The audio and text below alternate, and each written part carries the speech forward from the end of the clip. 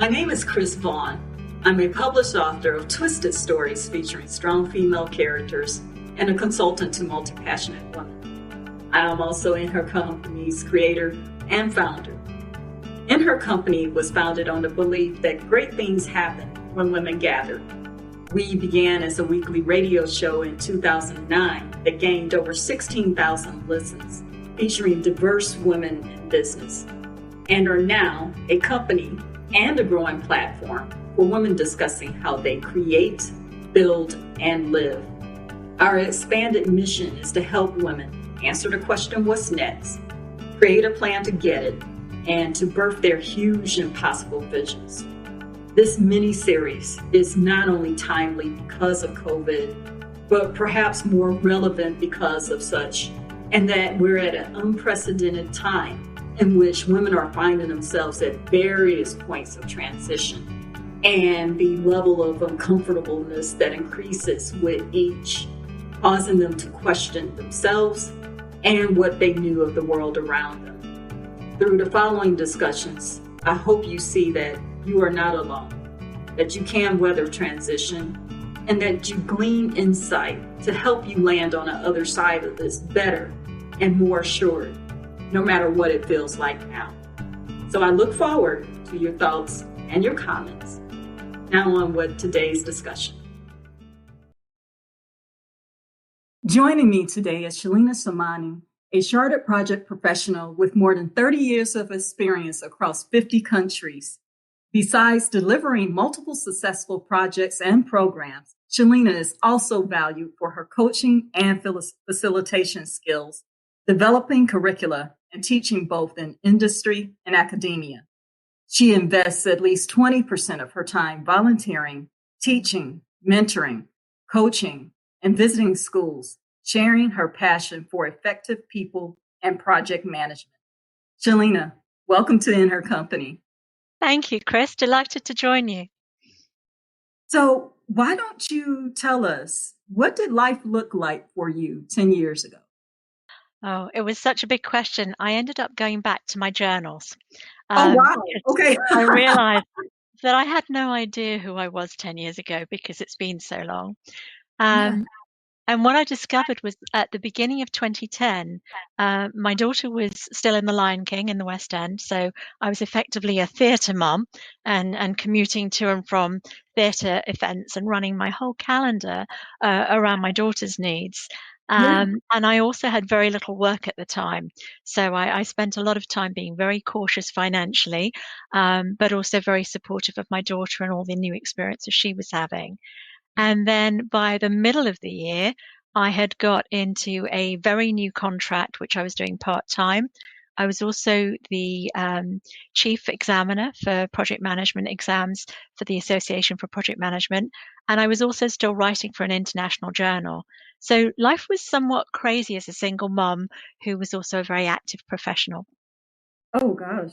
Yeah, that's an understatement. I'm sure that's the same, for so many moms, juggling the challenges between family, even if you are married, and the needs of, career rise and whatnot. So what happened? Because you were already juggling a lot then, especially in project management, which is where we met. So yeah, because I'm a certified project PMP as well. And yeah, that's this whole nother animal right there. Yeah, that's a whole week's worth of conversation. Yeah, we're going to stay away from that. Yeah, let's do that.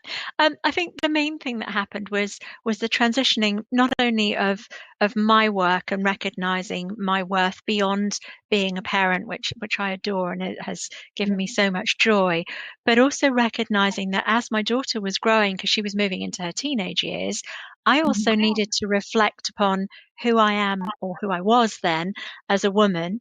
And what I wanted from my life, because it's very fulfilling having a home, raising an awesome human being, and being part of that growth and change, and seeing the world through her eyes and her perceptions. But I actually needed to stop and go, well, hang on a moment, who am I? So that's when I did an awful lot of work on myself, self-reflection and understanding, but also putting out to the universe to say, So what's my next path? What's my next task? And who do I want to be in the years to come?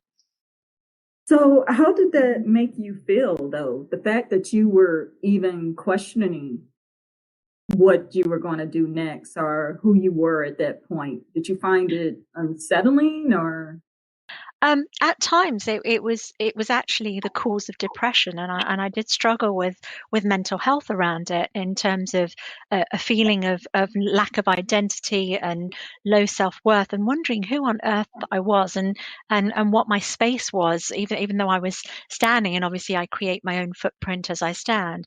But Mhm. what was that all about? So there were certainly times of depression. There were times where I just felt completely lost. Um, but as I reflected and as I understood more about the skills and range of things that I could do, I started to feel a sense of freedom and a sense of possibilities. And by taking the breath, which I hadn't done for so many years, but actually stopping and taking breath and going, who are you? What do you want now? And what is possible? I discovered just how much was possible. And then I had to think about, okay, where does possible start and stop? And how much can I do before I'm utterly exhausted? Oh, wow. Yeah. And I appreciate your honesty because a lot of women are even afraid to or just flat out refuse to verbalize what you just did. That even though they are raising kids that they love tremendously, of course, and even though there is definitely fulfillment within the role, wife, mom, what have you, that they feel a sense of loss. Yeah. And it is real easy to lose yourself because you spend your years and your time caught up in the needs of someone else, of course, that you're responsible for. But, to any women listening, even at this point, having those feelings does not make you a bad mom. It does not make you a bad wife. It just is a hint that you need to take care of you too. So, thank you for your honesty. And we're Oh, not even far into the conversation, but yeah, thank you for your honesty. Thank you. you're very welcome. I think honesty is really important, to be honest with yourself and recognize that if you're lucky, as I am, your family appreciate you, and Yeah. they give you recognition and gratitude and all of those gifts that are intangibles and completely invaluable. But actually, you have to do that for yourself. And I Yeah. wasn't very good at that, partly through upbringing and partly through my nature, that I was always trying to be better rather than appreciating who I already was. And that took some time to tease out and really understand. Oh, yeah. Yeah. So, what was the inciting incident then? What was the trigger that caused you to finally say, okay, something else is going on here. I'm about to venture into whatever this is. I don't think there was a single trigger. I think it was a number of things. It was the absence of work and then the presence of too much work, the needs the needs of my daughter and then the absence of needs. So it really was. It's like It I'm was. not happy either way. So, Yeah, I felt like, those magnetic balls that swing and have balance, and they all hit each other in cascade, and then the next one tips out. I felt a bit like that, where everything was oh, just wow. concertinaing the whole time, and that's where I paused and went, "Oh, hang on a minute, this is too crazy. How are you going to balance this and make sure you're doing things you love and still have space to not watch the clock?" Because it was really important to, when I'm with my daughter, for example, to not watch the clock and just enjoy being fully present. So that Yeah. was part of it, and I drew a lot on the work I'd done with neurolinguistic programming, neuro of the brain, linguistic language, and programming how we use it, and things like saying I can take this time rather than the normal things of going I can't do this and I can't do that. Oh, yeah. Yeah. We do an exercise about that in 90 Days to Launch.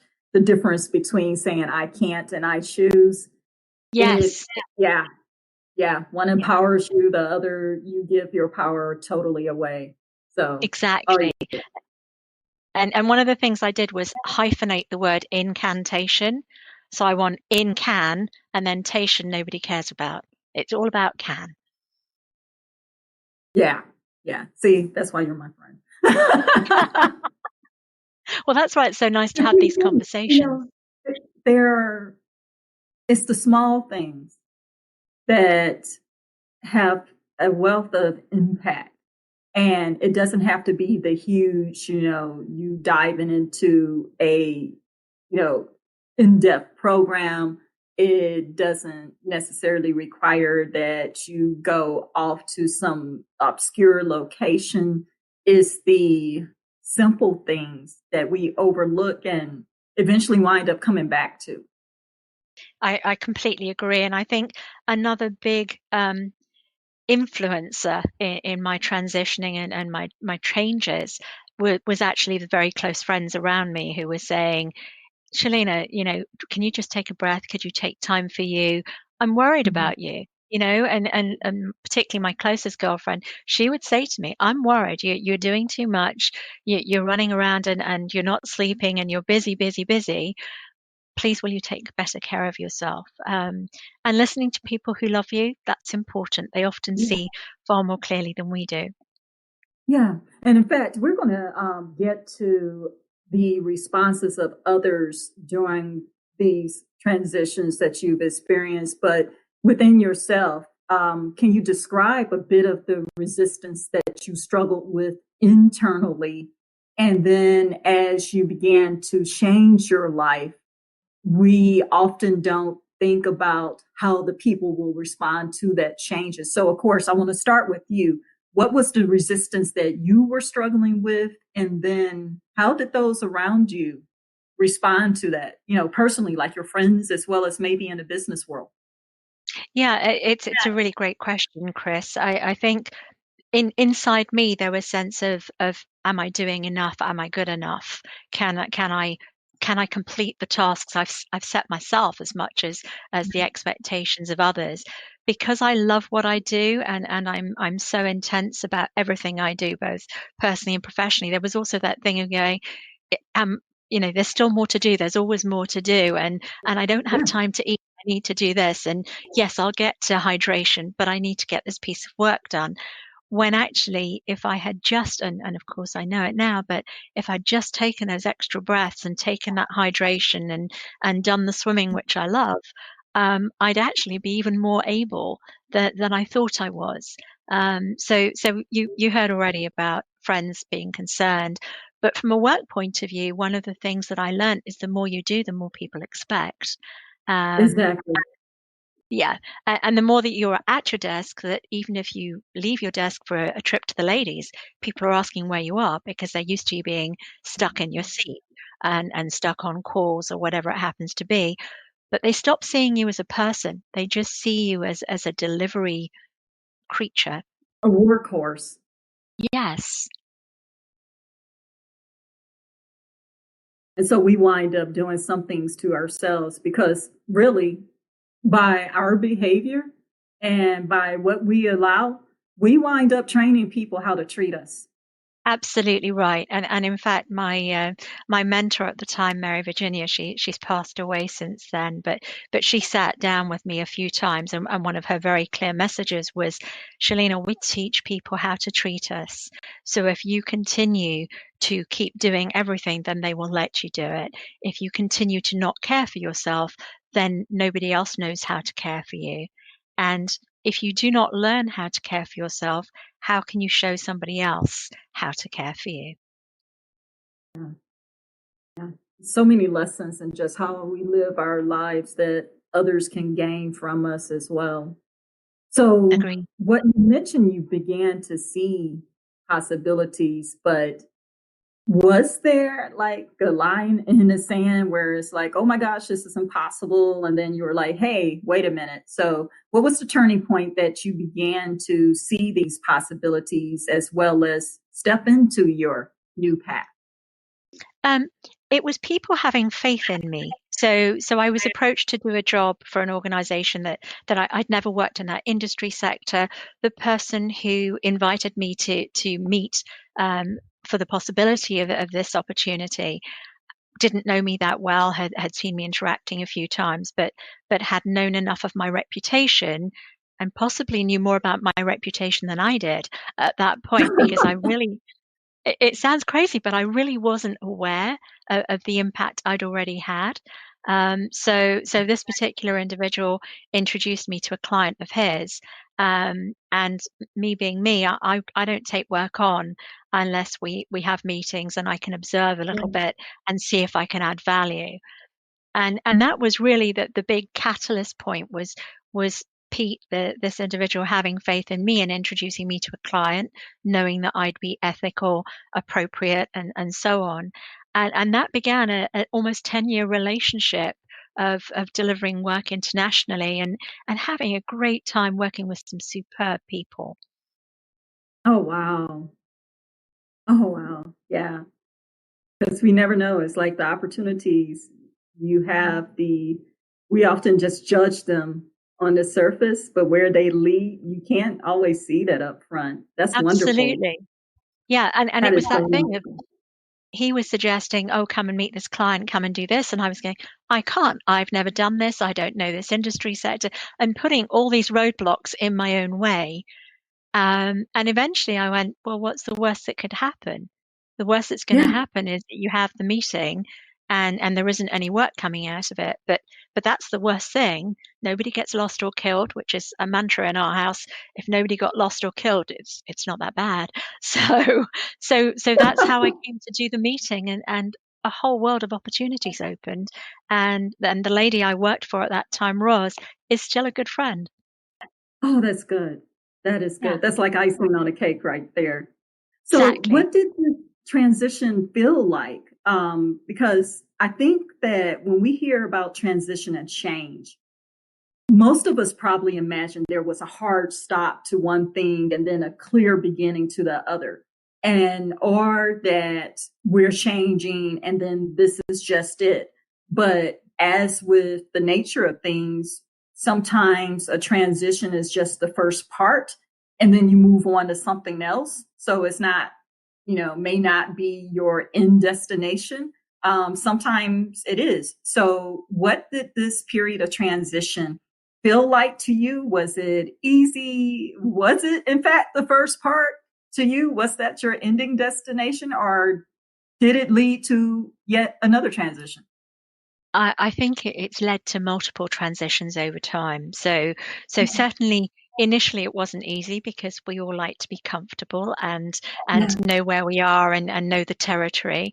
What I didn't realize until I began making this additional transition and evolution into who I am now was that every time you choose, and you said the word earlier, choice, you choose to take that step and try something new or expand your horizon or interact with a new person, you're actually opening up your territory. And the only way you gain that understanding of the territory or space around you is by being part of it. I jokingly said to a friend over the weekend, they were saying to me, "Oh, you haven't taken a photograph in a while." And I said, I literally take photographs every time I blink because obviously each time we Mhm. blink, that's that moment captured.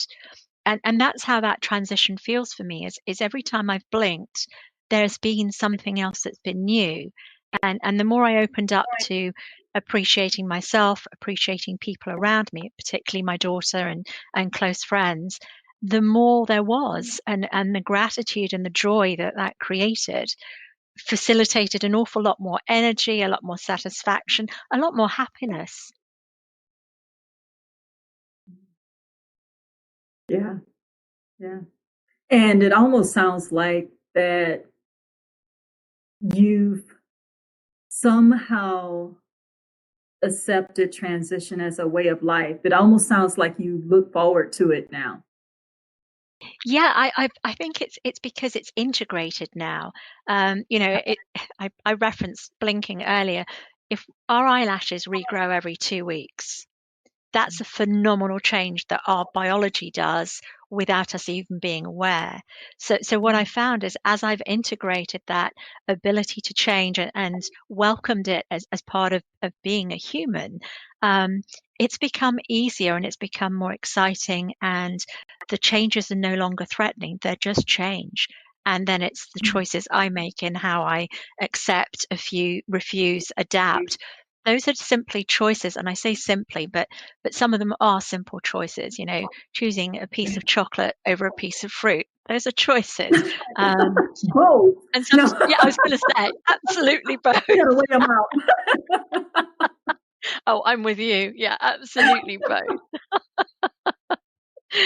But it's a bit like that, and with transitioning with stuff, one of the things that I found most difficult was saying no to stuff, because as the world opened up and all of this abundance was around me, I then had to suddenly start saying no, and that's not very comfortable.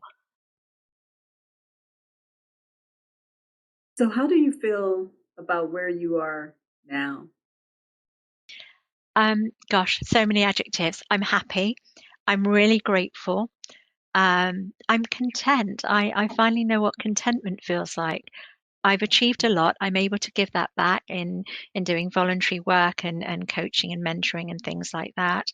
Um, my daughter now, she's going to be 22 this weekend, and Oh, she is an awesome wow. young woman. Yeah, who's has achieved her law degree and first class honors Awesome. and all of that. So I'm immensely proud of her and the woman she's become. And Yes, also the friendship we now have. So she's such an integral part of everything that I've achieved and everything that I am, but I have the privilege of her choosing to be at home, and we have, meals together and we cook together and all this kind of that's thing. But wonderful. we also go out and have fun together. So I'm in a really good place, and I'm very grateful. What do you wish you would have known then? I wish I had known that it's okay to be afraid and do it anyway. I Hmm. wish that I had known that actually I was already good enough and I had appreciated myself more sooner. Those are definitely words to take to heart. And in line with that, do you have any final words of wisdom for women who are currently facing the same? First of all, I would say they're not alone. There are so many of us that have already passed through that, and so many that have yet to make that transition. So recognize that, reach out to people, and genuinely seek help, and have the courage to discard negative help and negative messages, because ultimately it's your life and your choice. So remember that whatever anyone says, ultimately you're the only person that treads that path. So make choices that fit with your values and who you are, and be happy. Don't look to others to make you happy. Choose things that make you happy, and then live them, and make sure you value what you have. Yes. I like how you phrase that negative help. That's sort of like alternative facts. Yeah, with hopefully not as much pain involved, but Yes, yes, yes. So, it's a what great is next parallel. on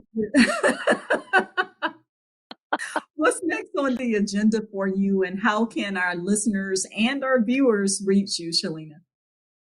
Next on the agenda for me is doing more of the things I love. So project management is obviously a key thing. For me, that's the same as people management. So viewers and listeners are welcome to reach me. You can find me by typing in my name, Sheilina, Sheilina, and then look for the last name, which is Somani.